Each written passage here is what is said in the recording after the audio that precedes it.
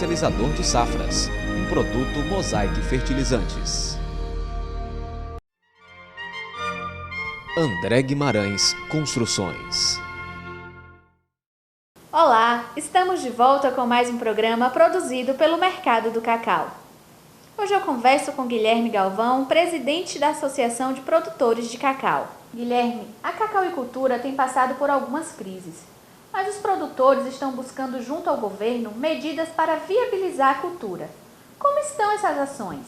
Já houve 2 reuniões em Brasília para resolver o problema da cacauicultura baiana e brasileira. Nós temos 4 pontos principais que precisam ser resolvidos pelo governo.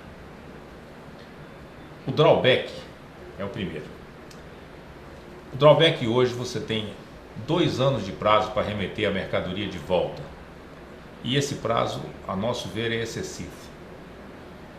Não existem regras claras do drawback. Então hoje, se você quiser saber quanto qualquer uma das firmas que importou por drawback, você não consegue saber. Então você precisaria ter transparência para que se soubesse quantas 1.000 toneladas eles vão precisar devolver e como vão devolver. Paralelamente a isso, nós precisamos fazer uma previsão de safra. Então, Conab e Seplac devem fazer uma previsão de safra e essa previsão de safra tem que servir de base para que a indústria importe somente a quantidade necessária para suprir o parque moageiro. Então, não deve ser usada a importação como maneira de diminuir o preço e nem tirar a liquidez da cacauicultura.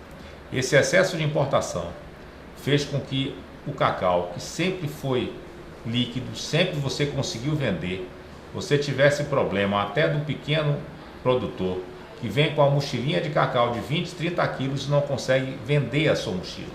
Esse é um problema sério e precisa ser resolvido. Depois disso, uma política de garantia de preço mínimo. Nós esperamos que esse ano essa política esteja implantada no plano de safra 2013-2014. O preço mínimo por si só não vai resolver, porque o preço mínimo ele é calculado só no custo direto de produção.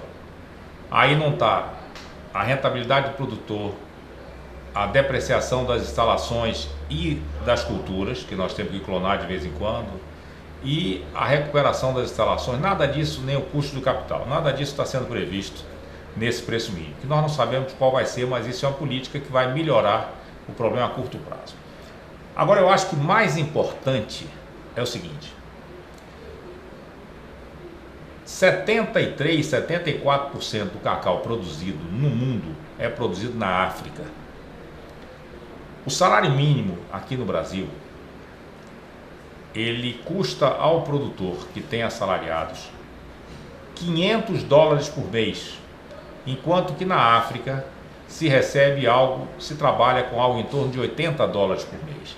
Então existe uma concorrência desleal entre o produtor daqui e o produtor de lá. Mais de 50% do nosso custo de produção é mão de obra. Nós temos legislação trabalhista, legislação previdenciária, legislação ambiental, temos que cumprir o que diz a NR31 do Ministério do Trabalho e competimos com cacau, que existem denúncias na África de trabalho infantil e trabalho escravo. No Brasil, eu posso dizer com segurança que nunca houve uma autuação na região cacaueira de trabalho escravo nem análogo de escravo. Então existe um diferencial muito grande. E o quarto ponto é imposto de importação. Vamos lá. O imposto de importação precisa acontecer por causa do seguinte detalhe: a indústria que está em contato conosco, a indústria moageira, ela pode nos pagar o preço de bolsa mais um certo ágio, mas ela não pode aumentar demais os seus custos, porque o seu produto final, seja pó, manteiga, torta ou líquor, não será comprado pela indústria filiada à ABIA e à ABICAB se o seu preço for superior ao preço do mesmo produto que é produzido numa fábrica da Costa do Marfim, de Gana ou até da Europa. Então, esse imposto de importação vai ser um diferencial que vai permitir que essa indústria moageira tenha um preço maior. Então, só para citar, um imposto de 35% a mais do que existe hoje vai gerar $800 de diferencial de preço. Não tem nada a ver com ágio. $800 daria um sobrepreço de por volta de R$20. Mais de R$20 no preço da arroba. Então, este diferencial nós precisamos receber para que nós possamos sobreviver. E eu não estou falando do produtor que tem trabalhadores assalariados. Eu estou falando do assentado da reforma agrária. Eu estou falando do pequeno proprietário. Esse assentado e esse pequeno proprietário não está conseguindo sobreviver. Ele não está conseguindo, em sua grande maioria, receber um salário mínimo por mês. E isso gera problema de sucessão. Nenhum filho de trabalhador, de assentado ou de pequeno proprietário está querendo ficar na lavoura para ganhar um salário mínimo, se ele pode ganhar um salário mínimo na cidade, no ar-condicionado, sem ter esforço físico, numa série de atividades. E qual a tendência da cacauicultura diante deste cenário? A grande maioria dos produtores está descapitalizada. Nós fizemos, quem fez o plano de recuperação da lavoura cacaueira, fez a clonagem com materiais que hoje nós já temos materiais muito mais produtivos que os anteriores. Então, de uma maneira geral, o produtor precisa reclonar as suas roças. O produtor precisa rapidamente de um crédito para reformar as suas instalações. O grande defeito que os industriais acham no cacau brasileiro é a existência de fumaça. E a fumaça pode ser resolvida com a melhoria dos secadores ou mudanças das instalações de secagem. E para isso se precisa de dinheiro. E o endividamento dos produtores, como é que está essa situação? A região não está tendo acesso a crédito novo. Embora tenha a linha de crédito, ninguém está conseguindo acessar. Esse é um problema sério e a quitação do PESA pelo Banco do Nordeste seria uma maneira de você abrir crédito novo. Porque quem tem o PESA está com a sua hipoteca de primeiro grau no Banco do Brasil e se renegociou com o Banco do Nordeste a hipoteca de segundo grau do Banco do Nordeste. Então isso inviabiliza a tomada de dinheiro novo por esse produtor que acreditou no plano, que investiu no plano, que foi pioneiro nas práticas desse plano e hoje está sem conseguir crédito novo. A cultura do cacau contribui bastante para o desenvolvimento regional, não é mesmo?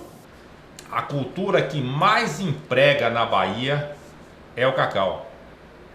Então a soja, segundo dados de um folheto da senadora Lídice da Mata, emprega 0,5% da mão de obra da Bahia.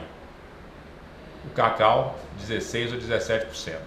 Então nós temos que ver que é uma atividade altamente geradora de mão de obra e mais de 100 mil hectares de cacau já caíram e viraram pasto. 5 hectares de cacau dão um emprego. 500 hectares de pasto são 2 empregos, se você trabalhar com recria e engorda. Então não é isso que nós queremos para a região. Nós queremos continuar com a cabruca, mas de uma forma racional, em que essa cabruca possa produzir. Todo o fundo fala das vantagens da cabruca, presta serviços ambientais, todas as maravilhas, mas nada disso está indo para o bolso do produtor. Tudo é promessa. Só que com esse preço de cacau hoje, e se providências não forem tomadas para que se aumente urgentemente a produtividade na cabruca, nós vamos ver outros milhares de hectares desaparecerem. Porque o produtor de cacau tradicional, ele não quer transformar a sua fazenda em pasto. Mas na hora que ele jogar a toalha e vender, quem comprar vai pagar a fazenda vendendo a madeira que ele tem em pé de maneira ilegal, vai transformar em pasto E essa fazenda de pasto vai valer muito mais do que vale a de cacau hoje. Muito obrigada por sua presença aqui na TV Mercado.